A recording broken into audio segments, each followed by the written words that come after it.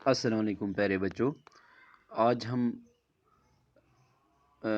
ربائی پہ نوٹ پڑھنے جا رہے ہیں۔ تو یہ جو ہے امتحان کے حوالے سے کافی اہم عنوان ہے۔ جو آپ کی پہلی ربائی ہے یہ میر ببر علی انیس نے لکھی ہے۔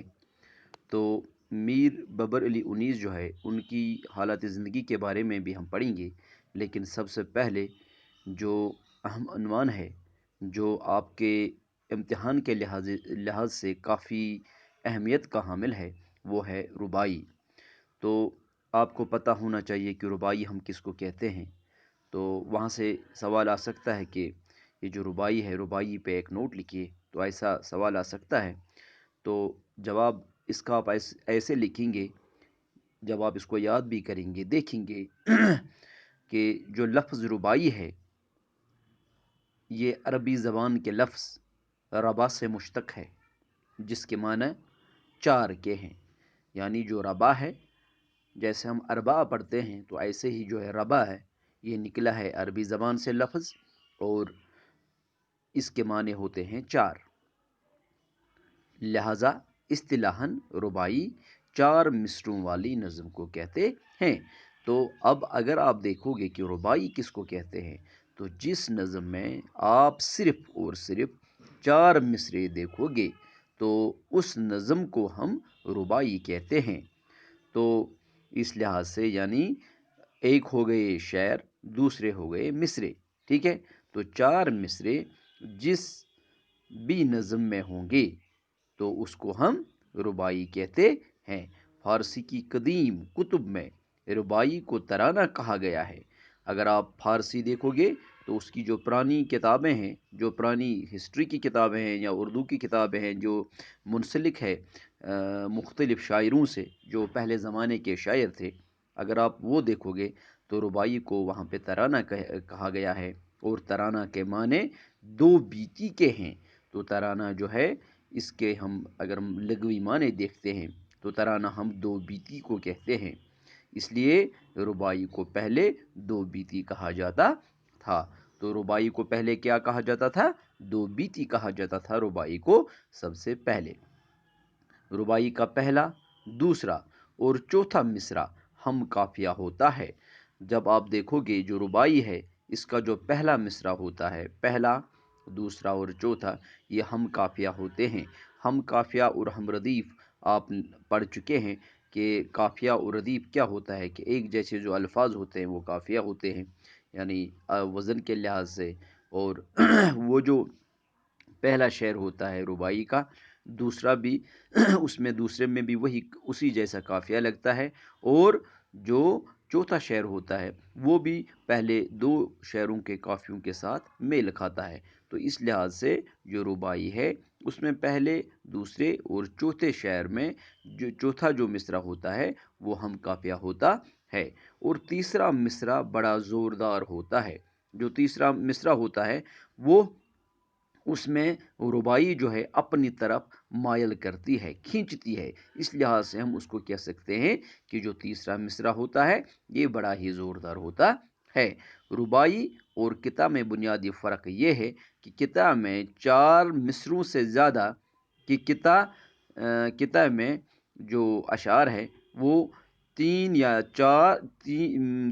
چار مصروں سے زیادہ ہو سکتے ہیں، لیکن ربائی میں چار ہی ہونے کی شرط ہے۔ اگر آپ دیکھو گے جو قطع ہوتا ہے وہ تین چار مصروں سے آگے بھی ہم بڑھا سکتے ہیں، لکھ سکتے ہیں، لیکن ربائی اور قطع میں فرق یہ ہے کہ ربائی میں صرف چار ہی مصرے ہوتے ہیں۔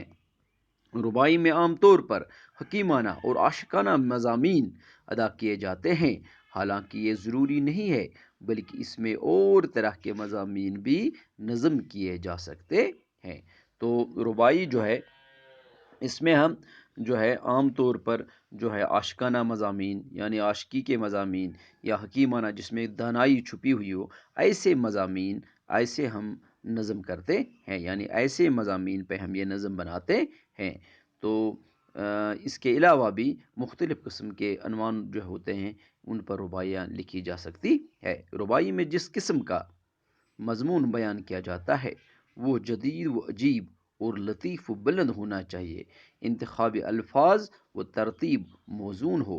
تو ربائی میں جو بھی مضمون بیان کرنا چاہتے ہیں وہ ایک تو نیا ہونا چاہیے، یعنی جس کو ہم یونیک کہتے ہیں کہ وہ تھوڑا ہٹ کے ہونا چاہیے، الگ ہونا چاہیے دوسرے نظموں سے، تو اور جدید ہونا چاہیے، اور لطیف کا مطلب کہ بہت ہی میٹھا ہونا چاہیے، جس کو پڑھنے کے بعد انسان کو جو ہے وہ مٹھاس انسان کو لگے کہ پڑھنے کے بعد جو ہے مزہ آ جائے، ٹھیک ہے۔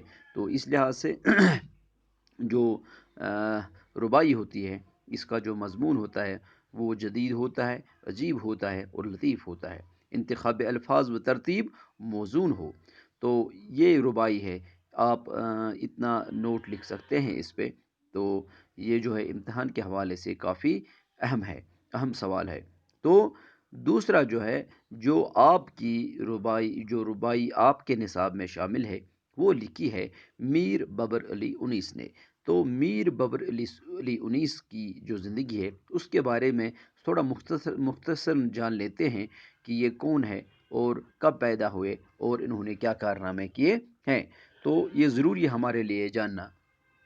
میر ببر علی انیس فیض آباد میں 1804 میں پیدا ہوئے اور اردو ادب کی گراں قدر خدمات انجام دے کر آخرکار 1874 میں اس دریائے فانی سے کوچ کر گئے۔ تو 1804 میں انہوں نے جنم لیا اور 1874 میں جو ہے یہ اس دنیائے فانی سے رخصت ہو گئے، کوچ کر گئے۔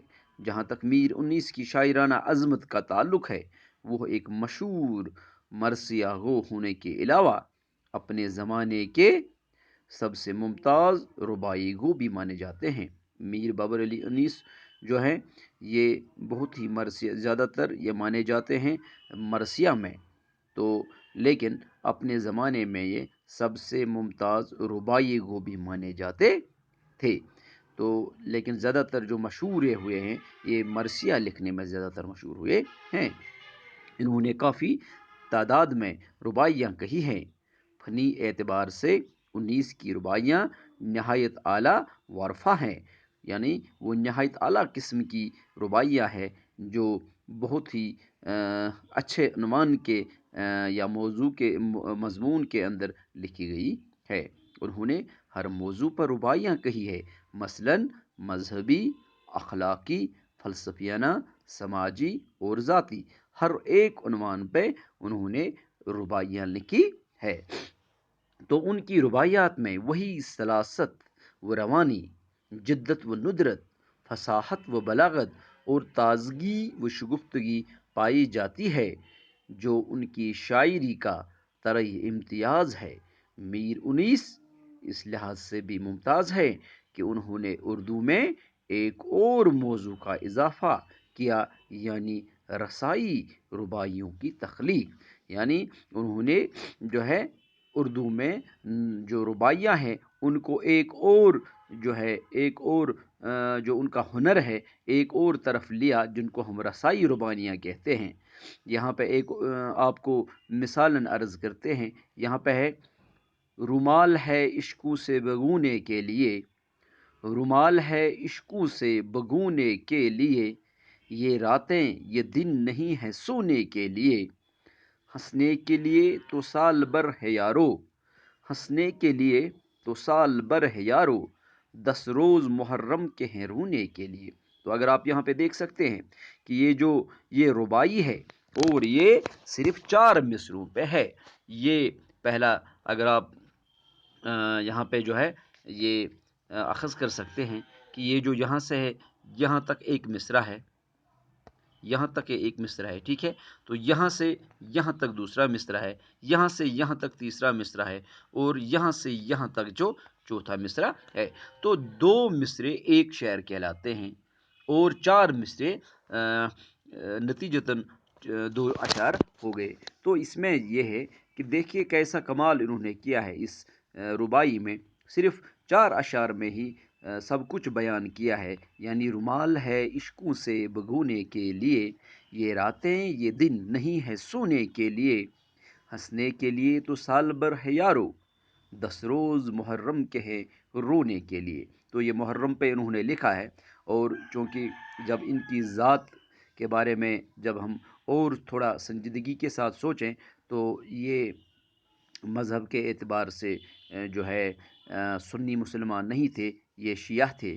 تو اس لحاظ سے یہ محرم پہ ہے، زیادہ تر انہوں نے جو ہے انہوں نے جو ہے محرم پہ زیادہ تر جو ہے انہوں نے زیادہ تر مرثیے لکھے ہیں۔